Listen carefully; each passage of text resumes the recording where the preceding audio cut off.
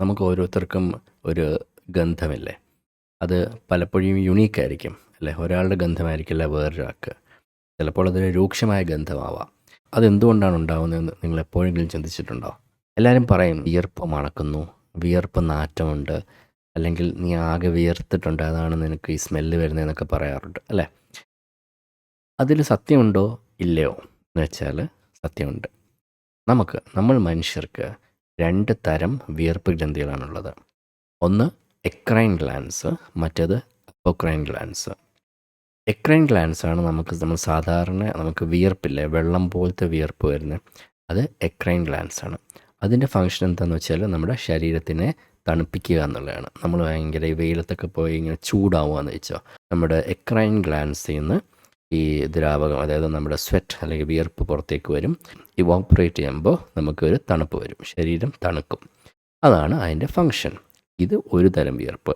രണ്ടാമത്തെ തരം വിയർപ്പ് ഗ്രന്ഥികളാണ് അപ്പോക്രൈൻ ഗ്ലാൻസ്. അത് നമ്മുടെ ശരീരത്തിൽ എല്ലായിടത്തൊന്നും കാണില്ല. കാണുന്ന മെയിൻ സ്ഥലം കക്ഷങ്ങൾ, പിന്നെ ഏനോജനൈറ്റൽ ഏരിയ, നമ്മുടെ ഈ മലദ്വാരത്തിന് ചുറ്റുമുള്ള ആ ഒരു ഭാഗമില്ലേ, അവിടെ രണ്ടുമാണ് മെയിനായിട്ട് കാണുക. പിന്നെ വേറെ ചില സ്ഥലത്ത് കുറച്ചൊക്കെ ഉണ്ടാവും. അപ്പോൾ ഈ കാണുന്ന ഒരു ചിത്രമല്ലേ, ഈ ഒരു ചിത്രം, ഇത് ശരിക്കും പറഞ്ഞാൽ ഏത് ഭാഗമാണെന്ന് വെച്ചാൽ ഇത് നമ്മുടെ അപ്പോക്രൈൻ ഗ്രന്ഥിയാണ്.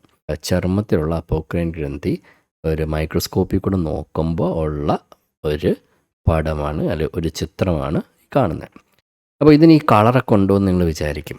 കളറില്ല. ഇതൊരു PAS എന്നുള്ള ഒരു സ്റ്റെയിൻ, ഒരു കളർ കൊടുക്കുന്ന ഒരു പ്രക്രിയയാണ് സ്റ്റെയിനിങ് എന്ന് പറയുക. അത് കൊടുത്തൊരു PAS എന്ന തരം, പലതരം സ്റ്റെയിൻസ് ഉണ്ട്. PAS എന്നുള്ള സ്റ്റെയിൻ കൊടുത്തിട്ടാണ് ഈ കാണുന്നത്. ശരി, ഇനി നമ്മളിവിടെ നോക്കുകയാണെങ്കിൽ ശ്രദ്ധിക്കാം. ഇത് ഒരു കോശമാണ്.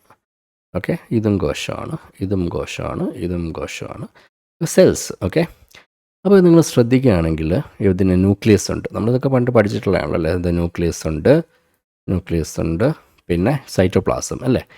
അപ്പോൾ ഇവിടേക്കാണ് ഇതിൻ്റെ സെക്രീഷൻ വരുന്നത്. അതാണ് അതിൻ്റെ ലൂമൻ. എന്നിട്ട് ഇവിടെ നിന്ന് ഒരു ഡക്റ്റിൽ കൂടെയാണ് പുറത്തേക്ക് ഇതിൻ്റെ സെക്രീഷൻ വരാം. ഒരു ദ്രാവകം, സെക്രീഷൻ എന്ന് പറയുമ്പോൾ ഒരു ദ്രാവകം. ഓക്കെ, ഇവിടെ നിങ്ങൾ ശ്രദ്ധിക്കുകയാണെങ്കിൽ ഇതിൻ്റെ സൈറ്റോപ്ലാസം, അതായത് ഈ ഭാഗമല്ലേ, ന്യൂക്ലിയസ് അല്ലാത്ത ഭാഗം, അത് ഈ അറ്റം, ഈ ഉള്ളിൽ ലൂമൻ്റെ അടുത്തേക്ക്, അതായത് ഈ സെക്രീറ്റ് ചെയ്യേണ്ട ദ്രാവകം കളക്ട് ചെയ്യേണ്ട സ്ഥലത്തിൻ്റെ ഉള്ളിൽ നോക്കുമ്പോൾ അത് കണ്ടില്ലേ, ഉള്ളിലേക്ക് മുഴച്ച് നിൽക്കുന്ന പോലെ തോന്നില്ലേ, ഇങ്ങനെ. അതാണ് അപ്പോക്രൈൻ ഗ്രന്ഥികൾ സെക്രീറ്റ് ചെയ്യുന്ന രീതി. അതായത് സെല്ലിനുള്ള, അത് ആ കോശങ്ങളിലുള്ള അല്ലെങ്കിൽ സെല്ലിലുള്ള അതിന് സെക്രീറ്റ് ചെയ്യേണ്ട ദ്രാവകം അല്ലെങ്കിൽ സാധനങ്ങളൊക്കെ അത് ആ സെല്ലിൻ്റെ അറ്റത്തേക്ക് കൊണ്ടുവന്നിട്ട് അവിടെ ഒരു അതിൻ്റെ സൈറ്റോപ്ലാസത്തിൻ്റെ ആ ഒരു ഭാഗത്തേക്ക് അത് കോൺസെൻട്രേറ്റ് ചെയ്യും. അതാണ് അവിടെ കളർ കണ്ടില്ലേ, നല്ല പിങ്ക് കളർ അവിടെ. എന്നിട്ട് ആ സെല്ലിൻ്റെ, ആ കോശത്തിൻ്റെ ആ സൈറ്റോപ്ലാസം ആ സ്പേസിലേക്ക് അങ്ങ് അറ്റ് വീണ് പോകും. അതായത് ഇവിടെ കണ്ടില്ലേ, അറ്റ് വീണ ഭാഗങ്ങളാണ് ഈ കാണുന്നത്. അപ്പോൾ ഇതാണ് അപ്പോക്രൈൻ സെക്രീഷൻ. ഇതൊരു ടൈപ്പ് ഓഫ് സെക്രീഷനാണ്. നമ്മൾ നേരത്തെ പറഞ്ഞ എക്രൈൻ ഗ്ലാൻസ് ഇല്ലേ, നമ്മുടെ വെള്ളം പോലത്തെ നമുക്ക് വിയർപ്പ് വരുന്നത്, അതൊരു എക്രൈൻ ഗ്ലാൻഡാണ്. അത് ഇതേപോലെ സെൽസിൻ്റെ സൈറ്റോപ്ലാസം ഒന്നും നഷ്ടപ്പെടുന്നില്ല.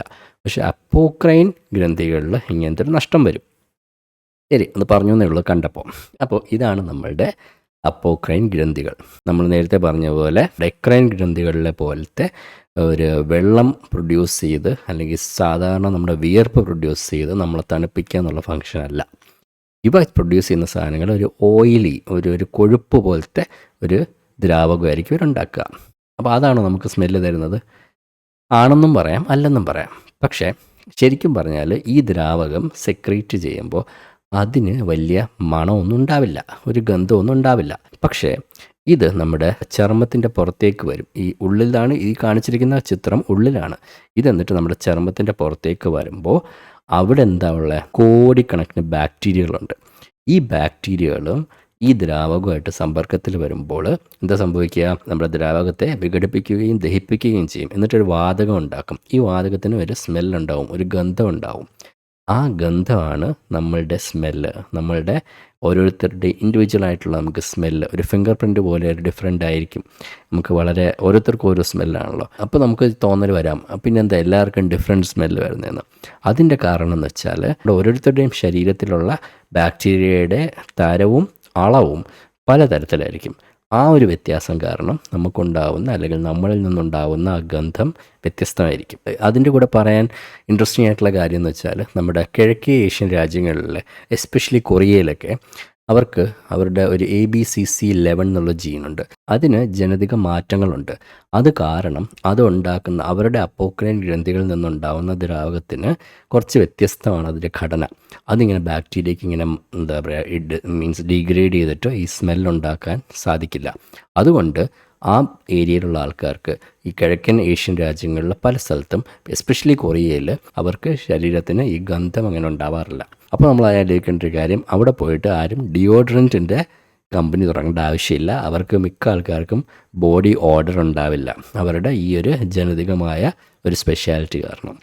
അപ്പോൾ അതുകൊണ്ടാണ് നമ്മൾ ഓരോരുത്തർക്കും ഈ ഒരു സ്മെല്ല് അല്ലെങ്കിൽ ഗന്ധമുള്ളത്. നമ്മൾ പുറത്തൊക്കെ പോകുമ്പോൾ വേറെ രാജ്യക്കാർക്ക് നമ്മുടെ ഈ ഒരു ഗന്ധം പിടിക്കണം എന്നില്ല.